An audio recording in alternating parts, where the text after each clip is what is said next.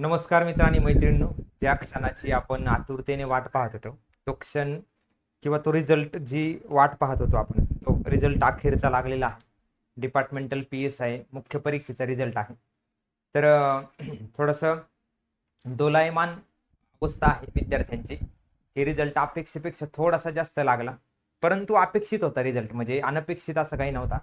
अपेक्षा होती की 230च्या रेंजमध्ये रिझल्ट लागू शकतो, परंतु तो रिझल्ट अखेरचा लागला. पण एक गोष्ट चांगली झाली की काही का असेना एकदाचा तो निकाल निर्णय जो आहे तो झालेला आहे. त्यामुळे अतिशय महत्वाची ही बातमी आहे.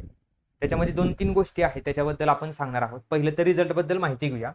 पोलीस उपनिरीक्षक मर्यादित विभागीय स्पर्धा मुख्य परीक्षा 2023च्या निकालाबाबतचं हे प्रसिद्धीपत्रक आहे आयोगाचं. या प्रसिद्धीपत्रकाच्या अनुषंगाने जर विचार केला तर जी आपली 29 डिसेंबर 2024ला परीक्षा झाली होती PSIची विभागीय मुख्य परीक्षा 2023, त्यामधून शारीरिक चाचणीसाठी पात्र ठरलेल्या उमेदवारांचा निकाल 9 मे 2025 म्हणजे आत्ता जाहीर करण्यात आलेला आहे. त्या पदाकरता मुख्य परीक्षेत अर्हता प्राप्त ठरलेल्या उमेदवारांचा बैठक क्रमांकासह नावाची यादी आणि गुणांची सीमारेषा जी आहे ती संकेतस्थळावर प्रसिद्ध करण्यात आलेली आहे. आणि हा मॅजिकल आकडा जो आहे तो 237 गेलेला आपल्याला दिसून येतो. 237चा संदर्भ जो आहे तो फार महत्वाचा आहे. आपली अपेक्षा जी आहे ती थोडीशी बरोबर 230च्या दरम्यानची होती. 230 ±5 अशा प्रकारे, मायनस तर नव्हे प्लस वगैरे 5 अशा प्रकारे, पण तरी सुद्धा 1-2 मार्क आपल्या अपेक्षेपेक्षा जास्त लागलेला आहे. मग प्रस्तुत मुख्य परीक्षेसाठी उमेदवारांनी ऑनलाईन पद्धतीने केलेल्या अर्जात दिलेल्या माहितीच्या आधारे त्यांची पात्रता तपासण्याच्या अटी अधीन राहून मुख्य परीक्षेच्या आधारे शारीरिक चाचणीसाठी पात्र ठरवण्यात आलेले आहे. आता सगळ्यात महत्वाचा प्रश्न किंवा सगळ्यात मोठा प्रश्न आपल्या समोर हा आहे की सर फिजिकल कधी होईल. एकदम स्पष्ट आणि क्लिअर त्याचं उत्तर आहे कधीही होऊ शकते, बरोबर, किंवा इमर्जन्सीमध्ये पण होऊ शकते. याच्यामध्ये फक्त 2च गोष्टी आहेत आता, की भारत पाकिस्तान जी युद्धजन्य परिस्थितीची जी पार्श्वभूमी आहे त्याचा विचार करता जर काही निर्णय घेतला गेला किंवा जर काही पुढे गेली तरच एक शक्यता आहे. आणि दुसरी गोष्ट म्हणजे काय, जर आयोगाकडे दुसऱ्या परीक्षांचं वेळापत्रक उपलब्ध असेल तर. नाहीतर आपली परीक्षा किंवा फिजिकल जी आहे ती लगेचच होऊ शकते. त्यामुळे सर्वांनी आपापल्या तयारीनेच राहायचं आहे किंवा लगेचच परीक्षा होईल या हिशोबानेच आपल्याला पुढे जायचं आहे. मग आवश्यक तपासणीनुसार अपात्र ठरलेल्या उमेदवारांची यादी आयोगाकडून कोणत्याही टप्प्यावरती रद्द करण्यात येईल. म्हणजे आता हा टेक्निकल पॉईंट आहे, याच्यामध्ये काही सांगण्यासारखं नाही. जर काही चुकीचं असेल, फॉर्म भरताना काही चुकीचं गेलेलं असेल तर वगैरे वगैरे नंतरच्या सारखं जे आहे ते पुन्हा रद्द होतं, एखादा उमेदवार चुकीचा सापडला वगैरे वगैरे, तर ते काही विशेष एवढं नाहीये. पुढे आहे आवश्यक तपासणी झाली, सदर पदाच्या शारीरिक चाचणीचा कार्यक्रम स्वतंत्रपणे प्रसिद्ध करण्यात येईल. म्हणजे आता लवकरच तो प्रसिद्ध करण्यात येईल, बरोबर. माझ्या तर अंदाजानुसार लवकरच फिजिकल व्हावी आणि लवकरच फिजिकल होईल आपली अपेक्षा अशीच आहे. तरी देखील एक थोडासा डाऊट असतोच आपल्या मनामध्ये की काय होऊ शकतं काय नाही कधी.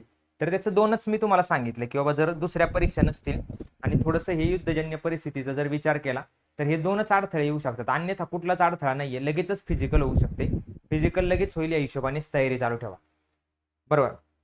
शारीरिक चाचणी डिजिटल तंत्रज्ञानावर आधारित प्रणालीद्वारे घेण्यात येईल. म्हणजे कुठल्याही प्रकारे गडबड होणार नाही, कुठल्याही प्रकारे काही 19-20 होणार नाही किंवा काही अडचण येणार नाही.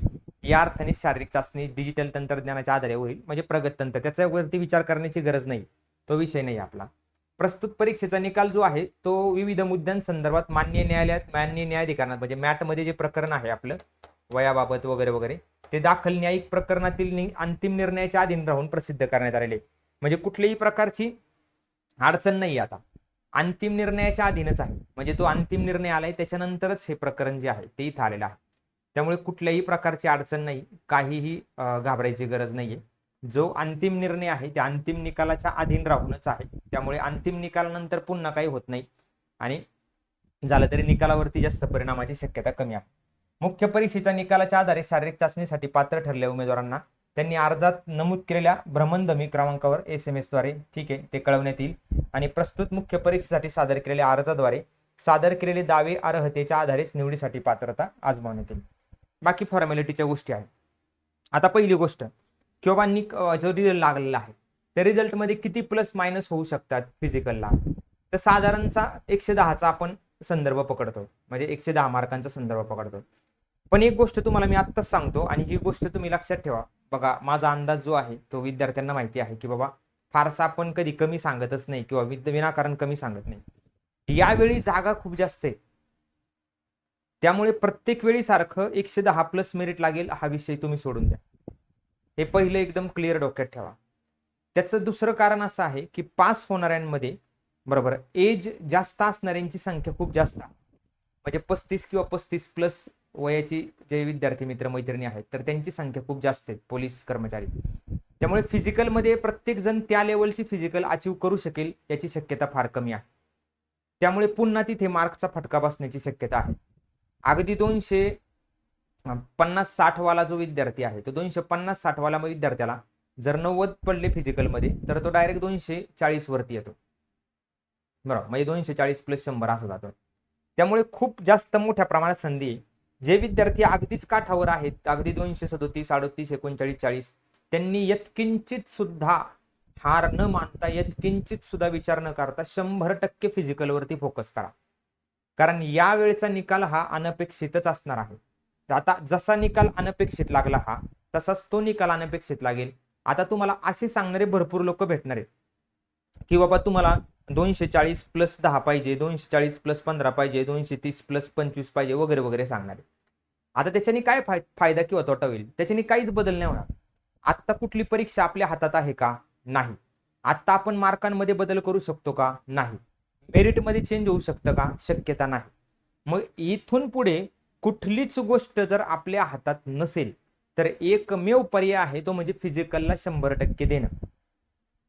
उद्या जाऊन जर 237 प्लस 100 लागलं आणि आपण 96 मार्कावरती 94 मार्कावरती अडकलो विनाकारण प्रेशरमुळे, तर आपल्याला ते मग दुःख परवडणार नाही.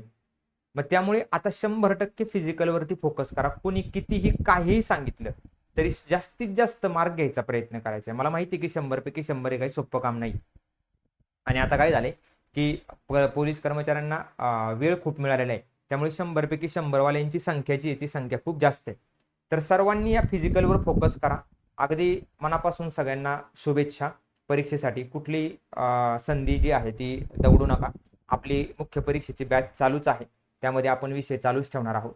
दुसरी गोष्ट म्हणजे अजिबात काळजी करू नका, मार्क्सचा विचार सोडून द्या. फिजिकलमध्ये 100% आपल्याला कशी घेता येईल यावरती पूर्ण फोकस करा. पोस्ट तुमचीच असणार आहे आणि त्यामध्ये मी तुमच्या सोबत असणारच आहे. त्यामुळे आजच्या भागामध्ये इथं थांबूया. फक्त ही आनंदाची बातमी देण्यासाठीच तुमच्या समोर मी आलो होतो. धन्यवाद.